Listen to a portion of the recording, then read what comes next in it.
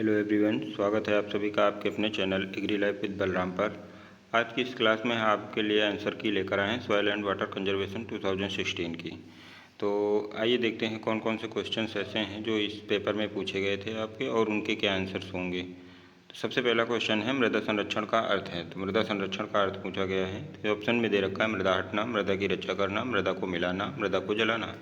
तो मृदा संरक्षण का मतलब होता है मृदा की रक्षा करना। ऑप्शन बी जो है वो यहाँ सही है। नेक्स्ट है मृदा अपरदन है। तो मृदा अपरदन पूछा गया है कि क्या होता है, सॉइल इरोजन। तो ऑप्शन ए है मिट्टी का निर्माण, ऊपरी मृदा का हटना, ऊपरी मृदा का मिलना, ऊपरी मृदा का रंगीकरण। तो मृदा अपरदन का क्या मतलब होता है कि मृदा का हटना। एक स्थान से मृदा किसी भी माध्यम के द्वारा दूसरे स्थान पर चली जाती है तो उसे हम क्या कहते हैं, मृदा अपरदन कहते हैं। तो यहाँ पर ऑप्शन बी जो है वो आपका सही है।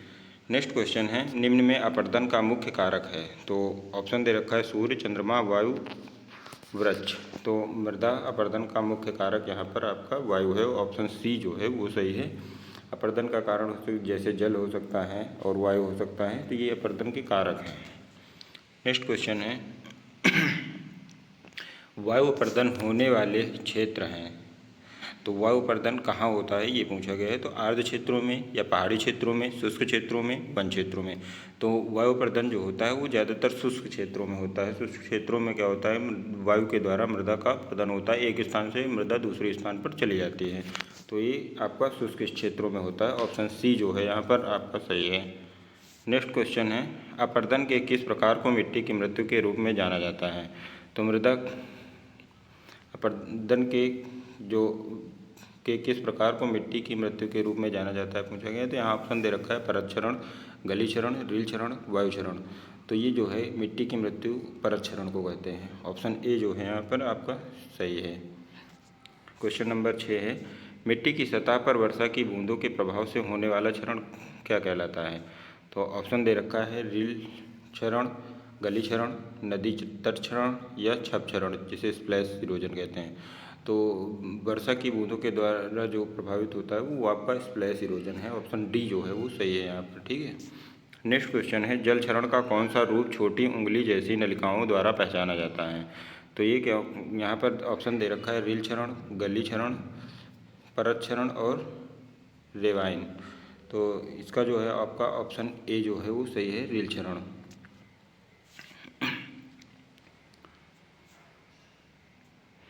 इसमें क्या होता है कि क्षरण जो पतली पतली नलिकाएं बनी होती हैं, ठीक है, उंगली की जैसी, ये जो कि आपकी जुताई वगैरह के द्वारा ये सही हो जाती है। नेक्स्ट है आपका 9 मीटर से अधिक गहराई वाली गलियों को किस रूप में वर्गीकृत किया जाता है। तो जब 9 मीटर से अधिक गहरी नलिकाएं होती हैं तो उसे पूछा गया है कि किस इरोजन के अंतर्गत रखा जाता है। तो इसमें होता है छोटी गलियां, मध्यम गलियां, गहरी गलियां या बहुत गहरी गलियां। तो इसमें जो है आपका ऑप्शन सी जो है वो सही है, डीप गलीज। ये गली इरोजन के सभी प्रकार हैं। ऑप्शन सी जो है इसका सही है। नेक्स्ट है पानी का हवा द्वारा मिट्टी के कणों के अलग होने और परिवहन की प्रक्रिया को कहा जाता है। तो पानी या हवा के द्वारा जो मिट्टी के कण होते हैं वो अलग हो जाते हैं और परिवहन के द्वारा एक स्थान से दूसरे स्थान पर चले जाते हैं। तो पूछा गया है उस प्रक्रिया को क्या कहते हैं। तो इस प्रक्रिया को हम क्या कहते हैं, सॉइल इरोजन अर्थात मृदा अपरदन। ऑप्शन बी जो है वो यहाँ पर सही है। क्वेश्चन नंबर 10 है सार्वभौमिक मृदा क्षरण समीकरण है। तो ऑप्शन है यहाँ पर दिए हुए हैं, तो इसमें आपका ऑप्शन डी जो है वो सही है, A=RKLSCP। नेक्स्ट है सार्वभौमिक मृदा क्षरण समीकरण आर दर्शाता है वर्षा क्षरण कारक, मृदा क्षरणशीलता कारक, फसल प्रबंधन कारक, अपवाह गुणांक।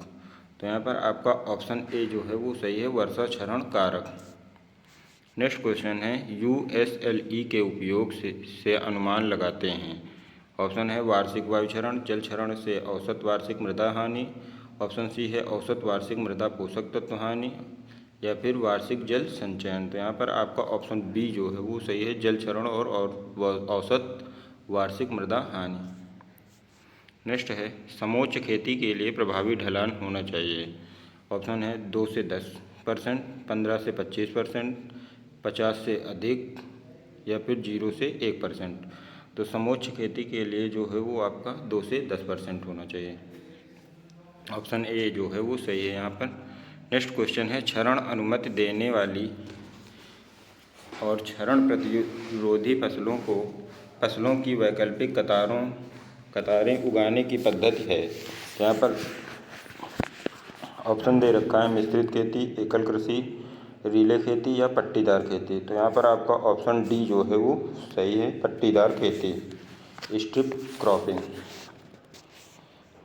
नेक्स्ट क्वेश्चन है, कंटूर बंड आमतौर पर कितनी कम वर्षा वाले क्षेत्र के लिए अनुशंसित है। ऑप्शन है 600 मिलीमीटर, 1000 मिलीमीटर, 1500 मिलीमीटर या फिर 2000 मिलीमीटर। तो यहाँ पर आपका ऑप्शन जो है ए सही है, 600 मिलीमीटर। नेक्स्ट है, ग्रेडेड बंड का उपयोग मुख्य रूप से होता है शुष्क क्षेत्र में, उच्च वर्षा वाले क्षेत्र में, रेगिस्तानी क्षेत्र में, समतल भूमि पर। इनमें ऑप्शन इसमें आपका जो है बी जो है वो सही है, उच्च वर्षा वाले क्षेत्र में। नेक्स्ट क्वेश्चन है, विंड ब्रेक एवं शेल्टर बेल्ट लगाए जाते हैं। ऑप्शन ए है हवा की दिशा के समानांतर, ऑप्शन बी है केवल घरों में, ऑप्शन सी है प्रचलित हवा की दिशा के लंबवत, ऑप्शन डी है बेहतर ढंग से। तो यहाँ पर आपका ऑप्शन सी जो है वो सही है, प्रचलित हवा की दिशा के लंबवत। नेक्स्ट क्वेश्चन है, वायु क्षरण नियंत्रण का प्राथमिक लक्ष्य है। ऑप्शन है हवा की गति बढ़ाना, थ्रेशोल्ड वेग को कम करना, मिट्टी की सतह के पास हवा के वेग को कम करना या सभी वनस्पतियों को हटाना। तो यहाँ पर आपका ऑप्शन सी जो है वो सही है, मिट्टी की सतह के पास हवा के वेग को कम करना। अगला क्वेश्चन है, अपवाह को परिभाषित किया गया है कुल वर्षा से, पानी जो वाष्पित हो जाता है, मृदा में एकत्रित जल, वर्षा का वह भाग जो भूमि के ऊपर बहता है। तो अपवाह क्या होता है, वर्षा का वह जल होता है जो भूमि के ऊपर बहता है। कहने का मतलब है मृदा के सूखने के बाद, मतलब जो कि मृदा आपने देखा होगा पृथ्वी की सतह पर जो भी बरसात के समय पानी बहता है वहीं आपका क्या कहलाता है, अपवाह। नेक्स्ट क्वेश्चन है, कौन सा कारक अपवाह को सीधे प्रभावित करता है। ऑप्शन ए है वर्षा की तीव्रता, ऑप्शन बी है मिट्टी का प्रकार, ऑप्शन सी है वनस्पति आवरण और ऑप्शन डी है उपरोक्त सभी। तो ये सभी जो हैं वो अपवाह को सीधे प्रभावित करते हैं। तो ऑप्शन डी जो है यहाँ पर सही है, उपरोक्त सभी। क्वेश्चन नंबर 21 है, प्रत्यक्ष अपवाह में शामिल है सतह अपवाह और इंटरफ्लो, केवल भूजल, गहरा रिसाव, केवल वाष्पीकरण। क्वेश्चन नंबर 21 का जो है ऑप्शन ए सही है, सतह अपवाह और इंटरफ्लो। नेक्स्ट है, उत्पादक उपयोग के लिए वर्षा जल को एकत्रित करने और संग्रह करने की प्रक्रिया है। ऑप्शन है जल निकासी, जल संचयन, सिंचाई या फिर बाढ़। यहाँ पर आपका ऑप्शन बी जो है वो सही है, जल संचयन। नेक्स्ट है, एक घास वाली जल मार्ग डिजाइन किया जाता है। ऑप्शन है क्षरण बढ़ाने के लिए, पानी के प्रवाह को पूर्णतः रोकने के लिए, अतिरिक्त अपवाह को सुरक्षित रूप से निकालने हेतु या फिर जल संचयन हेतु। तो ऑप्शन यहाँ पर सी जो है आपका सही है, अतिरिक्त अपवाह को सुरक्षित रूप से निकालने हेतु। नेक्स्ट है, अस्थायी चेक डैम का उपयोग होता है। ऑप्शन ए है बड़ी नदी नियंत्रण हेतु, ऑप्शन बी है स्थायी सिंचाई हेतु, सी है छोटी और मध्यम गली नियंत्रण में और ऑप्शन डी है हवा की गति नियंत्रण में। यहाँ पर आपका ऑप्शन सी जो है वो सही है, छोटी और मध्यम गली नियंत्रण में। क्वेश्चन नंबर 25 है, ढाल के आधार पर बेंच टेरेस को कितने प्रकार में विभाजित किया जाता है। ऑप्शन है 2, 4, 3 और 6। तो यहाँ पर आपका ऑप्शन सी जो है वो सही है, 3 प्रकार से। नेक्स्ट क्वेश्चन है, इन सीटू जल संचयन तकनीक का उदाहरण है। ऑप्शन ए है खेत तालाब, बी है परकोलेशन टैंक, ऑप्शन सी है चेक डैम, ऑप्शन डी है समोच्च खेती। तो यहाँ पर ऑप्शन डी जो है वो सही है, समोच्च खेती। नेक्स्ट है क्वेश्चन नंबर 27, मिट्टी की क्षरणशीलता का तात्पर्य है। ऑप्शन ए है क्षरण के प्रति संवेदनशीलता, ऑप्शन बी है हवा के प्रति प्रतिरोध, ऑप्शन सी है फसल उगाने की क्षमता, ऑप्शन डी है मृदा की पारगम्यता। यहाँ पर ऑप्शन ए जो है वो सही है, क्षरण के प्रति संवेदनशीलता। नेक्स्ट है स्थायी गली नियंत्रण संरचना है।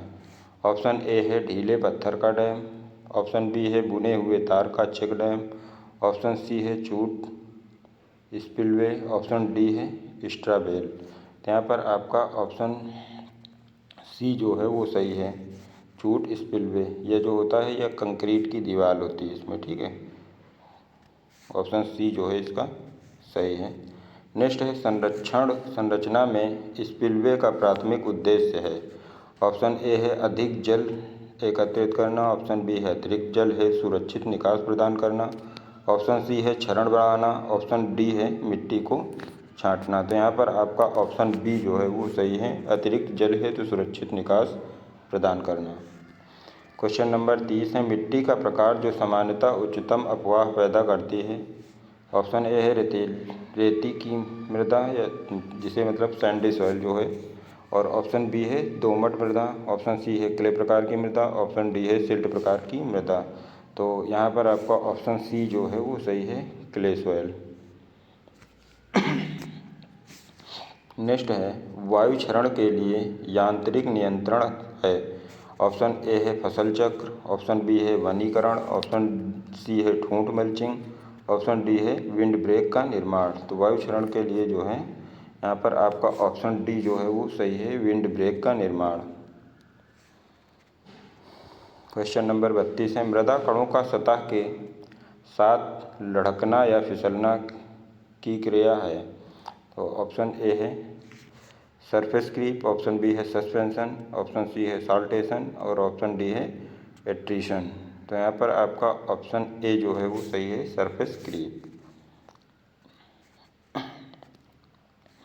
नेक्स्ट है समोच्च मानचित्र पर पास पास स्थित समोच्च रेखाएं क्या दर्शाती हैं।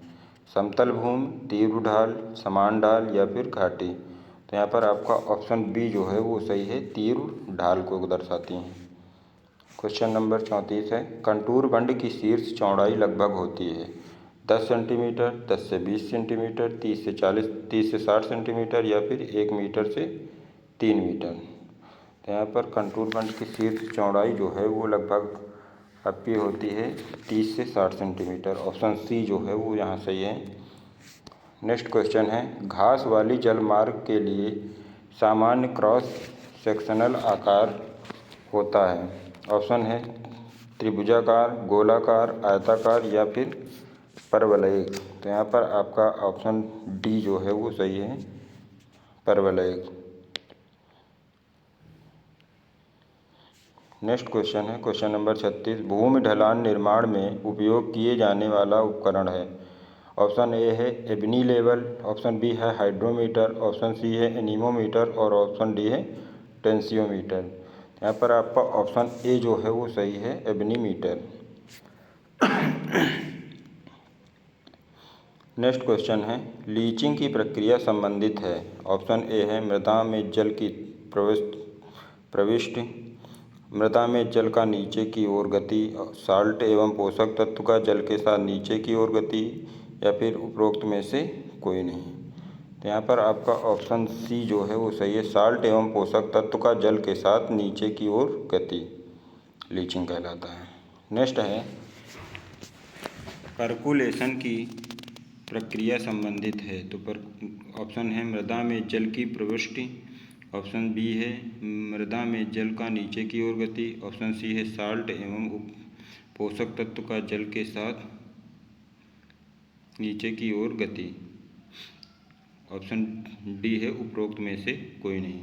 तो यहाँ पर ऑप्शन बी जो है वो सही है, मृदा में जल का नीचे की ओर गति। नेक्स्ट है अपरदन नियंत्रण का एग्रोनॉमिक उपाय है mulching, check dam, bench dressing या ग्रेडेड बंडिंग। तो मल्चिंग जो है वो एग्रोनॉमिक उपाय है। ऑप्शन ए जो है वो यहाँ पर सही है। नेक्स्ट है अफवाह तब बढ़ जाता है जब अंतःस्यंदन क्षमता बढ़ती है या स्थिर रहती है या अनंत हो जाती है या फिर घटती है। तो यहाँ पर ऑप्शन डी जो है वो सही है, घटती है। अपवाह तब बढ़ जाता है जब अंतःस्पंदन क्षमता घटती है। नेक्स्ट है कैचमेंट एरिया को जाना जाता है। ऑप्शन ए है ड्रेनेज बेसिन, ऑप्शन बी है वाटरशेड के रूप में, ऑप्शन सी है दोनों ए और बी, ऑप्शन डी है इनमें से कोई नहीं। तो यहाँ पर आपका ऑप्शन सी जो है वो सही है, ए और बी, ड्रेनेज बेसिन और वाटरशेड के रूप में। नेक्स्ट है USLE समीकरण विकसित किया गया था आइंस्टीन के द्वारा, मैनिंग द्वारा या विस्मायर और स्मिथ द्वारा या बर्नौली द्वारा। तो यहाँ पर आपका ऑप्शन सी जो है वो सही है, विस्मायर और स्मिथ के द्वारा। नेक्स्ट है रील अपर्दन नियंत्रित किया जा सकता है सामान्य जुताई क्रिया से, भारी अर्थ मूविंग मशीनों द्वारा, विशाल जंगल लगाकर नियंत्रित नहीं किया जा सकता है। तो रील अपर्दन जो है उसे हम सामान्य जुताई के द्वारा नियंत्रित कर सकते हैं।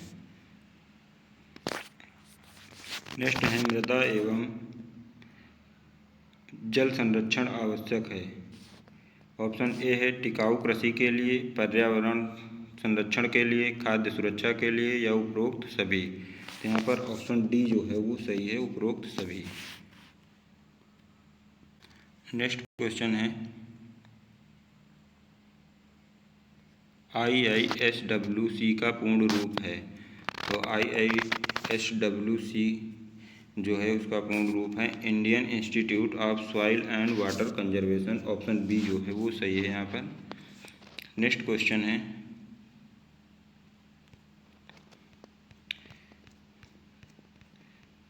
क्वेश्चन नंबर 46 है आपका।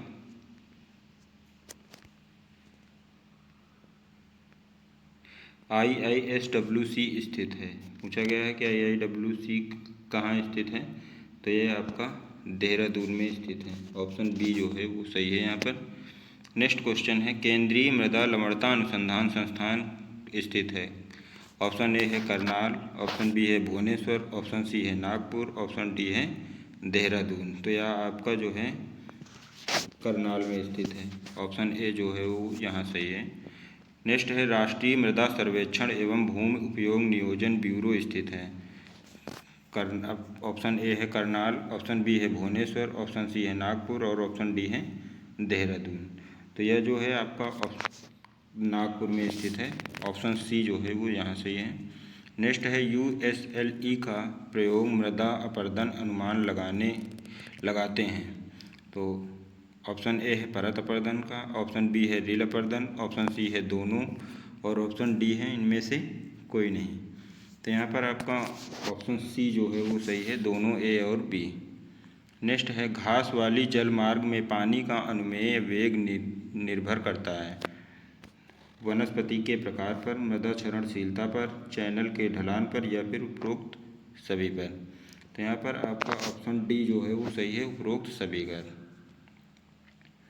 क्वेश्चन नंबर 51 है वायु अपर्दन में कणों की गति होती है।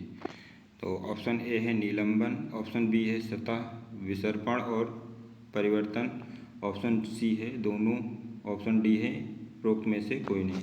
यहाँ पर ऑप्शन सी जो है वो सही है, दोनों ए और बी।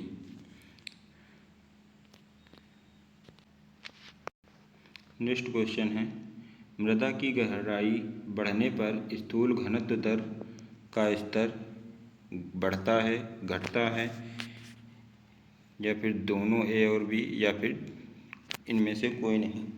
तो यहाँ पर ऑप्शन ए जो है वो सही है, बढ़ता है। मृदा की गहराई बढ़ने पर स्थूल घनत्व दर बढ़ता है।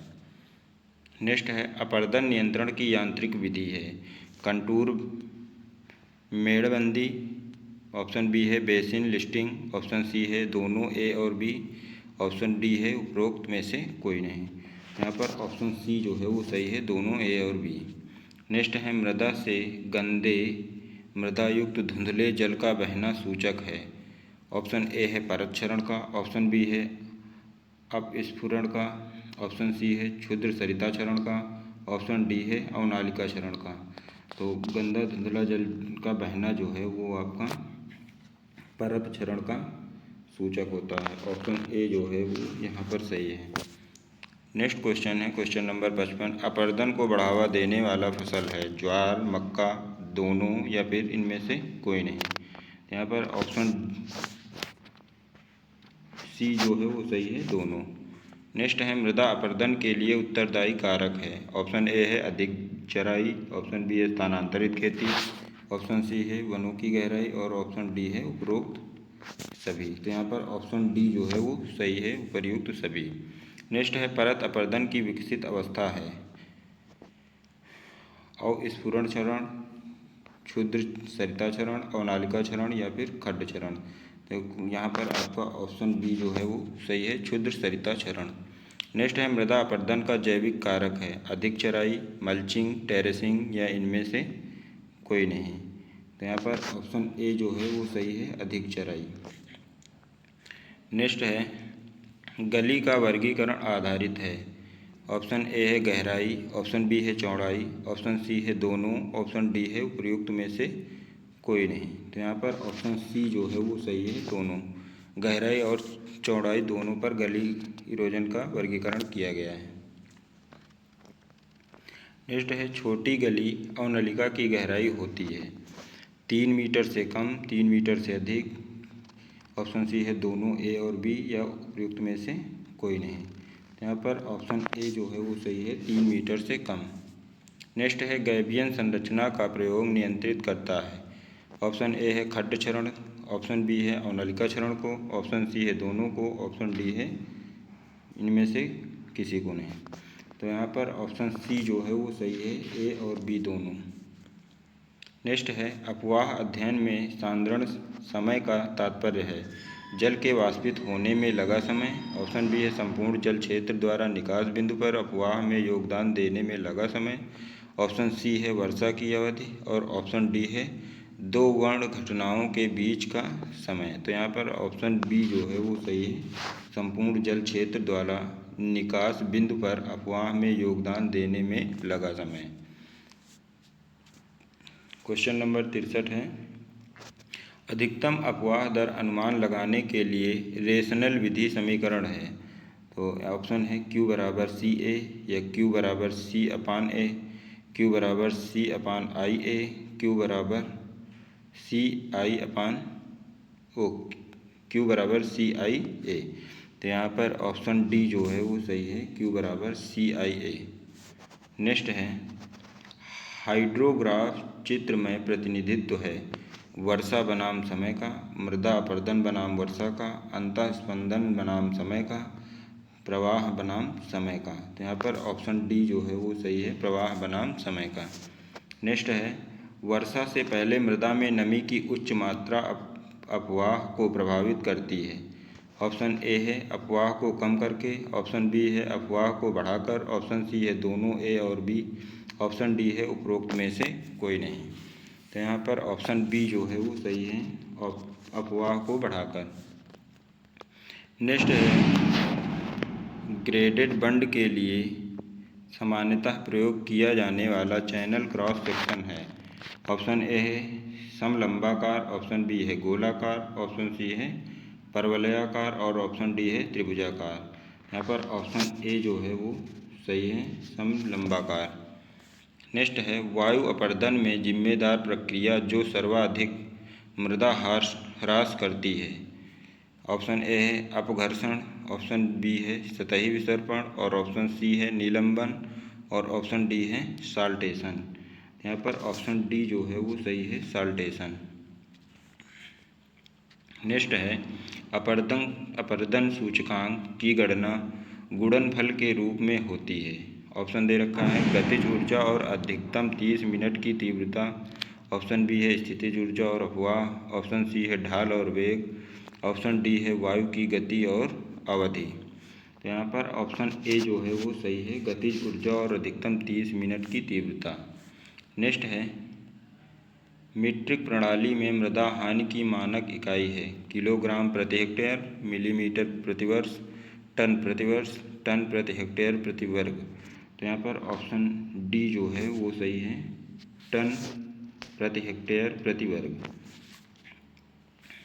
नेक्स्ट क्वेश्चन है क्वेश्चन नंबर 70। RUSLE का पूर्ण रूप है। तो यहाँ पर RUSLE का पूर्ण रूप है divide universal soil loss equation. Option C जो है वो यहाँ पर सही है। नेक्स्ट क्वेश्चन है समोच्च रेखा दर्शाती है। ऑप्शन ए है समान दाब के बिंदु, ऑप्शन बी है समान ऊंचाई के बिंदु, ऑप्शन सी है समान वर्षा के बिंदु, ऑप्शन डी है समान तापमान के बिंदु। तो यहाँ पर ऑप्शन बी जो है वो सही है, समान ऊंचाई के बिंदु। नेक्स्ट है छोटे क्षेत्र में अप्रत्यक्ष समोच्चयन हेतु प्रयुक्त उपकरण है। ऑप्शन ए है थियोडोलाइट, ऑप्शन बी है एलिडेट, ऑप्शन सी है डंपी लेवल, ऑप्शन डी है प्लानीमीटर। यहाँ पर ऑप्शन सी जो है वो सही है डंपी लेवल। क्वेश्चन नंबर 73 है समोच्च मानचित्र गणना के लिए आवश्यक है मृदा अपरदन, जलाशय की क्षमता, मृदा की बनावट या अपवाह गणना। यहाँ पर आपका ऑप्शन बी जो है वो सही है जलाशय की क्षमता। क्वेश्चन नंबर 74 है मैनिंग का सूत्र गणना के लिए उपयोग किया जाता है प्रवाह वेग, मृदा हानि, वाष्पीकरण या फिर वायु अपरदन। यहाँ पर ऑप्शन ए जो है वो सही है प्रवाह वेग, फ्लो वेलोसिटी। ठीक है, वेलोसिटी। नेक्स्ट क्वेश्चन है आपका साल्टेशन में मृदा कण का व्यास होता है less than 0.1 mm, option B है 0.1 to 0.5 mm, ऑप्शन सी है 0.5 to 1 mm और ऑप्शन डी है ग्रेटर देन 1 mm। यहाँ पर ऑप्शन बी जो है वो सही है 0.1 to 0.5 mm। तो ये आपका सॉइल एंड वाटर कंजर्वेशन का पेपर था जो कि आपका कल था, आज इसे हमने हल करवाया। तो आप लोग सभी लोग कमेंट करके ज़रूर बताइए किसके कितने क्वेश्चन सही हुए हैं। धन्यवाद।